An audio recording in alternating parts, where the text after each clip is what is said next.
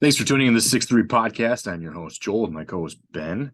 And we're going to start a little phase of ranking Michigan players in the last 22 years, maybe 23. 2000 to 2001 season is where we're going to draw the line, the millennia.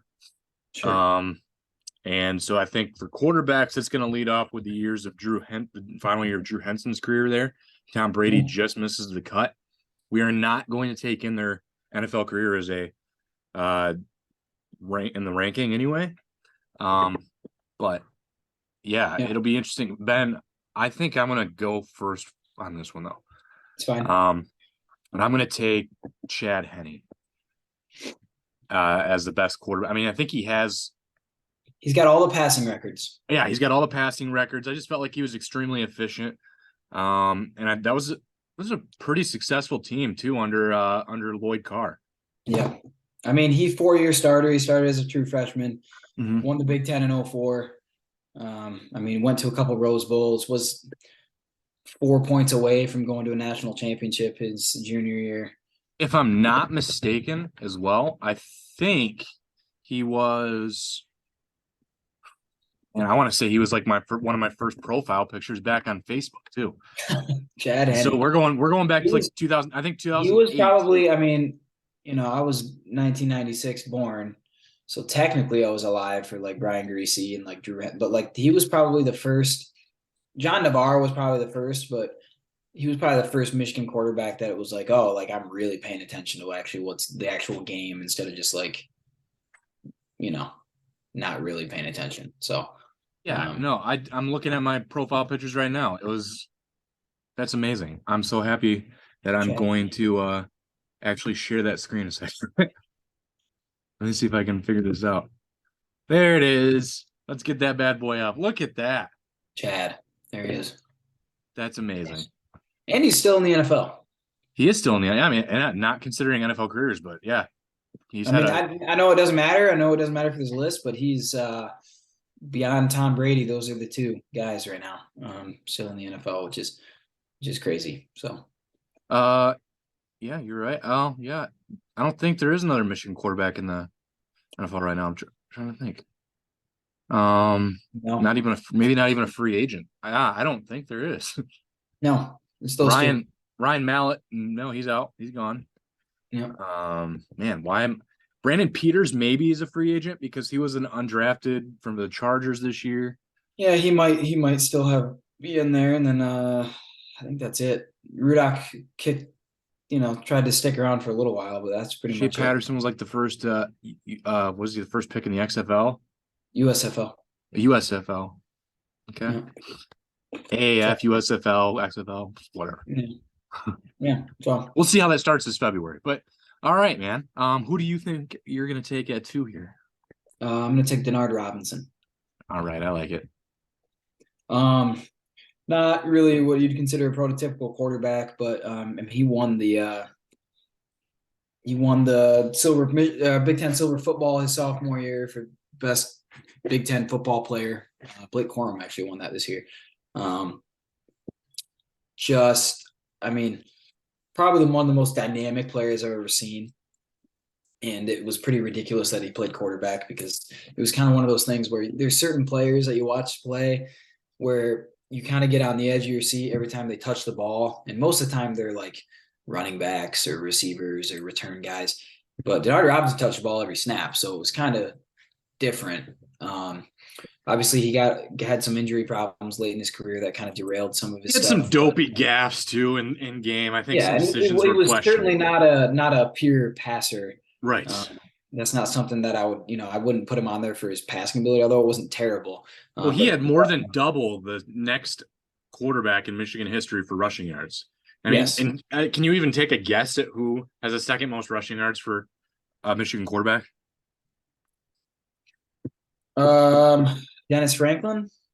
It's not a bad guess. It's actually Rick Leach. It's Rick Leach in the mid-70s. Yeah. I mean, Rick Leach ran the option, so that would make sense.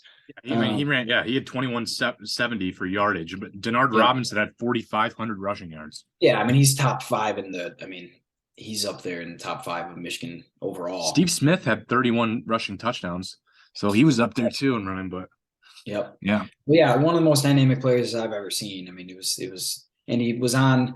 He did have one really, really good. I mean, he had two very, very good seasons. I would say. I mean, his sophomore year was ridiculous, even under Rich Rodriguez. But they were 7-5. Um, That Notre but Dame game with him is one of my all-time favorites. yep, but then his next year they were 11. Michigan won 11 games. I wouldn't say he was as dynamic, but he was still, especially by the end of the year, he was pretty crazy to watch. So one of my favorite players of all time. He's on staff now, which is cool. So really cool to really fun guy to watch. One of my favorite guys to watch. I think those are, to me, those are unanimously the top two quarterbacks in the last. I can't think of anyone I even consider in the top two. There are better throwers on this list that maybe there are better throwers that maybe wouldn't even make the list than Denard Robinson, but he was just exciting. Better. Yeah. It was just fun football to watch when he played at Michigan. Yeah, exactly. Yeah, I mean, I think on next I'm just gonna go. I think I'm gonna take John Navarre here. Okay. Yeah, he was right at the 2000 benchmark. He played till 2003. Again, another player that was he a 4-year starter, I believe, too. Maybe 3. I think he was a backup. 3, and he might have started. He was a backup to Henson for that first year. Yeah. But yeah, he's 700 yards behind Chad Henne in passing. Yep. Again, just like Henne, one of the slowest quarterbacks in Michigan history, maybe outside of Tom Brady. And he might have been slower than Tom Brady. Mallet also extremely slow. But yeah, it's 9,000 plus passing yards, 70 touchdowns, only 30 picks, so not a bad ratio either, touchdown interception. And I just felt like, again, Michigan pretty successful when he was there with Lloyd Carr. Yeah, for sure. Navarre was kind of one of those guys that a lot of fans like to hate. And you look back on his career and you're like, that was pretty good. Like, he was actually a very good college quarterback. And you look at his highlights, like, he had some very, very, he had touch. Good, he had touch. He could hit the D-ball. And he was a good thrower. Obviously, people are like, oh, he had no athletic ability or whatever. But, I think overall, I think he was a very good player and underrated. He fit the timeline of the quarterback era. Then I mean, it was pure pocket passers in that window. I mean, there was very few quarterbacks that were running. Yep. All right. I'm gonna go with Devin Gardner at number 4. Yeah. I think another guy who underrated to an extent. Athletically underrated for sure. His touchdown to interception ratio is not great. He was a lot better than his coaches allowed him to be. Pretty horrible coaching and constant revolving door at offensive coordinator didn't help. But you could see the potential in some of these games that he had. I mean, he has most of the single game records. He had 584 yards of total offense against Indiana.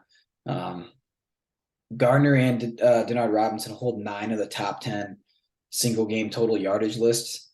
Jake Rudock has the only other one. So overall, over 6,000 yards, 44 touchdowns, 32 picks, not great. But he also ran for almost 1,000 yards as well and 24 touchdowns on the ground. So he's overall a very, very productive player. He had one of the best Ohio State game individual performances I've ever seen. Unfortunately, it happened in a 1-point loss, but playing on a broken foot, that was top 10 all-time performance right there. So yeah, overall, really impressive. He was always physically impressive. He's about 6'4", big guy. Also played receiver at Michigan and was a relatively productive wide receiver when he was out there too. So, a guy that definitely, I think, deserves a little more praise. And I think, with a better the offensive lines he was in front of were horrible. I swear, out of all the Michigan teams I watched, that was the worst run of offensive lines that we had was when Devin Gardner was there. Yeah, I felt like he was running for his life on half the game. Exactly. The fact that in 2013 he threw for almost 3,000 yards, 21 touchdowns, 11 picks, and ran for almost 511 touchdowns. Like, that's a really good season. I'll take that most of the time for most. And he's a good analyst on FS1, and I think he does a great job on Fox. He's enjoyable, definitely. Yeah. And he ran like a 4.6 40. That's pretty good. For his size. So it's even slightly faster than I ran. So So just a little. Well, I mean, I actually did run a 4.68 in high school. I'll There you brag go. about that. There you go. But he was also a lot bigger, a lot Yes. taller, I could say. Yeah. But yeah, overall, just I think got a little bit of a cup of coffee in the NFL. Not that that really matters, but I think he was fun to watch. And his is like I know I'm putting him up at 4, and maybe his stats don't like necessarily match that. I think his but really only weak spot is the touchdown interception ratio. But when you consider the fact that he had to run for his life on almost every play, it's hard to knock him. He almost died against Michigan State that one game. Like he was like coughing up blood. Like it was horrible. Like he obviously could not like he had some bad teams and especially a bad offensive line in front of him. So I think he goes I think he's definitely underrated and I think he deserves a little more praise than he gets. And I think if you put him in front of some of these or behind some of these offensive lines that Michigan's had recently, I think he would have been one of the better QBs we'd seen. So I'm gonna take JJ McCarthy here at 5, halfway point. And I think a lot of it's the anticipation of what's to come next year with him, with a lot of his weapons coming back. The offensive line still looks like he's gonna be strong. So he's gotten the luxury of playing behind a really good offensive line. I need him to showcase his running ability. I think that's going to be super important going into this next year. Being a Heisman candidate, I think more people are going to want to see that. We've seen the success, the way the team operates when he's able to move around. And I think with the fact that in his first year starting, he won every game up until TCU and still somehow had just the grit to come back from what seemed to be an improbable comeback. And I think with that kind of grit, that just the attitude, the mindset that he plays with, the probable success that he'll have again next year, barring injury. I think that what he's done in his first year as a starter and even in coming in relief with McNamara last year, I think he should be. He's going to be, and he may very well be for sure top 2. Yeah, I mean, to me, like pure talent. He's the most talented guy on this list. And he will be even guys later on the list. He's more talented than pure arm talent, pure just overall ability. He's the best we've had in quite a while. I think it was a little. I mean, other than the 2 pick sixes, like he had a pretty much flawless game in that game against TCU. I mean, that was kind of a coming out party had he not thrown the 2 pick sixes, which I know you can't take 2 massive plays back. I understand that, right? I get how that works, but he had a great game overall. I mean, it's just 2 massive mistakes that kind of put his team in a hole. But like you said, he came back from it, led his team back, got us really in a position to where we had a chance to win. If we could have gotten, one more big stop. So, yeah, I mean, no real complaints. I really haven't overall complained about quarterback play under Harbaugh other than maybe one season when everybody got hurt.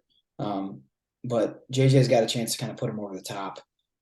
He's just got that kind of ability and should be a really, really, really good team next year. So most of them are coming back. So, got a chance to really, like you said, prove himself next year and kind of take that next step to the next level. So cool. I'm gonna go with Shea Patterson at 6. I know they played 2 seasons at Michigan, but I mean, if you look at them, they stack up from a production standpoint with anybody's really. His first season, he was certainly more efficient. His second season, he was probably a little more explosive, at least through the air. But overall, 5,661 yards in 2 seasons, 45 touchdowns, only 15 interceptions. That's what it really stood out to me is that interception rate. He didn't make huge mistakes. Now he had a couple fumbles and other things in there, but he also ran for almost 400 yards and 7 touchdowns. So, that second year he was banged up a little bit and the team underperformed. But I think overall, he definitely deserves, I think he's looked at as kind of like a bust to an extent by Michigan because I think that he came in with a lot of hype. But people thought he was Johnny Manziel pretty much. Yeah, and he was just never going to be that, right? And Michigan's offense was never going to ask him to be that. So I think overall he was very good. I mean, was he elite? No, but I think he was an excellent college quarterback. deserves to easily be in this top 10. I think, he had an argument to be even above a couple of these guys just because he was, he just didn't make very many mistakes, So he definitely missed some throws, especially that second year. Different offense and different things going on, but I think he definitely had a productive college career and led to a lot of wins, especially that first year. So Up here. I think next was this number 7. mm-hmm. I'm going to take Jake Rudock. Okay. His first year in 2015, his only year there in 2015, after he transferred from Iowa.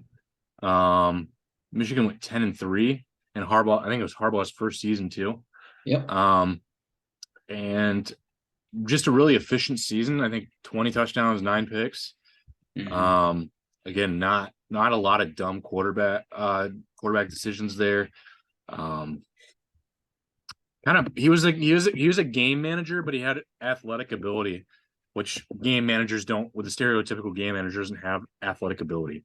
Rudock was Sure. able to extend a lot of plays, and so yeah, I think just from what we saw from him there at Michigan, and then still putting together 2-3 years as a backup in the NFL off kind of that one season. I mean, he had some success at Iowa, but going into Michigan, he did much better. And I think that was kind of what touted beyond Andrew Luck. That's what touted in Jim Harbaugh as a QB whisperer. For sure. I'm gonna go with Cade McNamara here, actually. Okay. Let's see. I'm gonna pull up all his stats, but I think overall, I mean, Cade,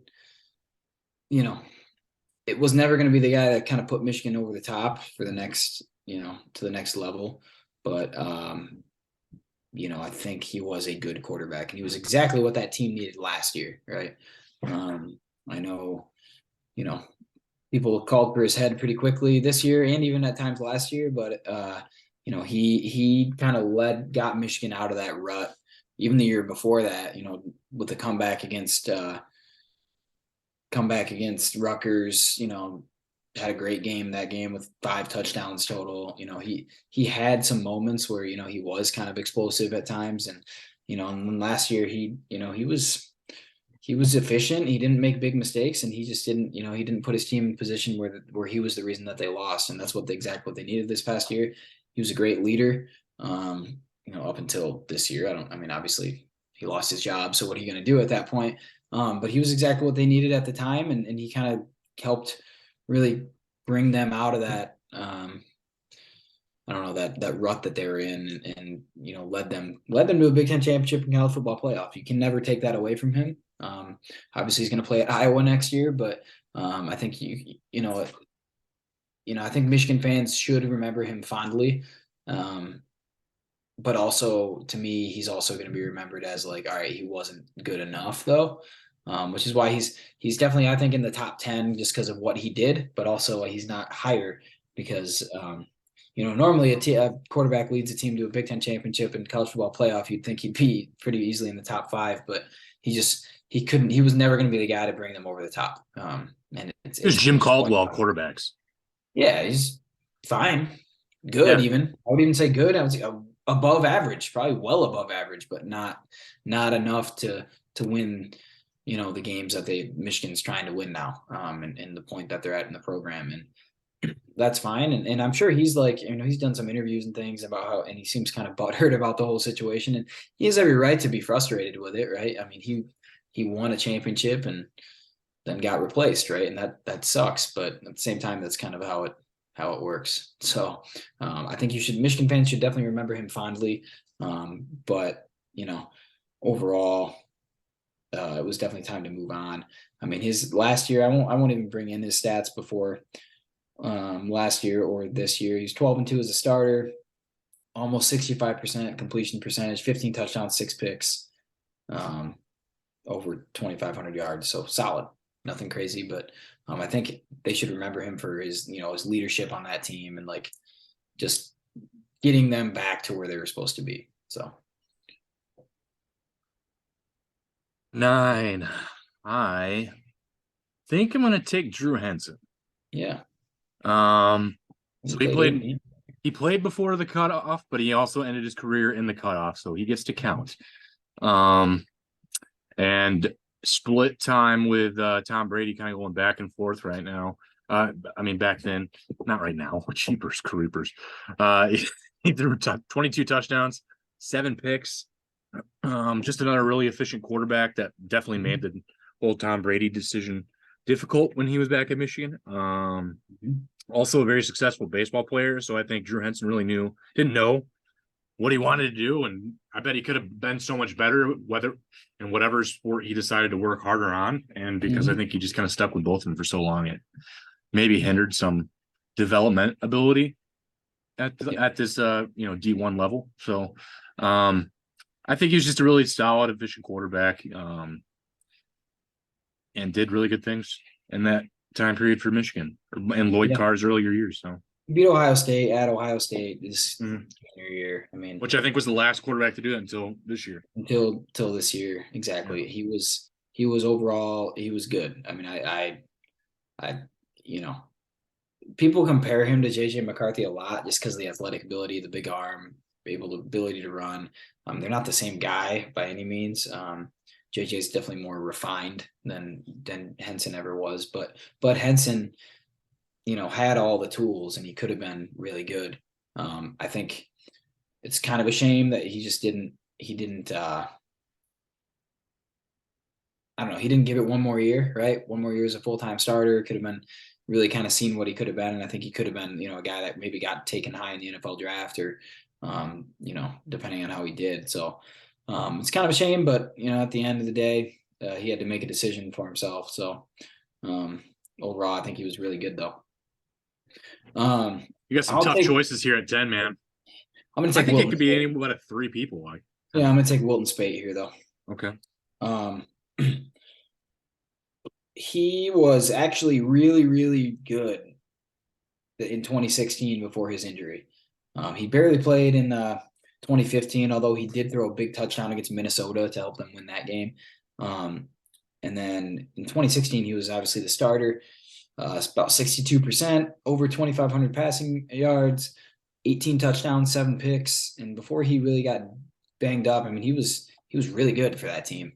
It's kind of a shame that that team had Wilton Speight as their quarterback. It would have been nice to have somebody else that was defenses in Michigan history for sure. Right. That team was loaded, right? Everywhere else, right? It's kind of a shame that they got stuck with that. But at the same time, he wasn't bad by any means. He wasn't that guy who was going to kind of put them over the top. And then unfortunately in 2017, he had a major injury, it was basically a broken back that kind of derailed the rest of his career. I know he transferred to UCLA after that and played in 7 games the next year for Chip Kelly, and put up some okay numbers at times. He split time with Dorian Thompson-Robinson too. He did. Yeah. He actually, Speight was the starter to start the year and started 7 games. And then he got hurt again. And then that was the rest is kind of history. But still got picked up by the 49ers for a year. Yeah. I mean, I think he had some ability there. There's definitely something there. Injuries, I think, ruined any chance of any kind of pro career. Definitely would have been as a backup or something. Wasn't quite his brother Jess. Don't get me started on that guy playing.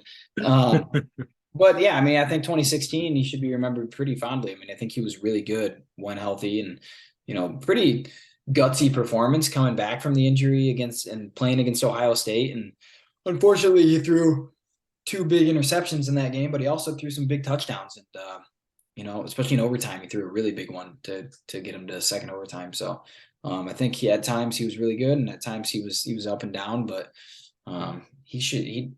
of the list, he definitely, I think, deserves a top 10 nod just because that 2016 year was good, and he led a very good team to a Orange Bowl that year. So, I mean, yeah, the only other person that kind of made me go back and forth was Tate Forcier. Yeah, because he was good. He was really good. I felt he was just misused. Well, and he smoked his way out of college, so that's not going to work. But all right. But and I mean, Denard Robinson was just better than him after that first year, right? So it's kind of a bummer.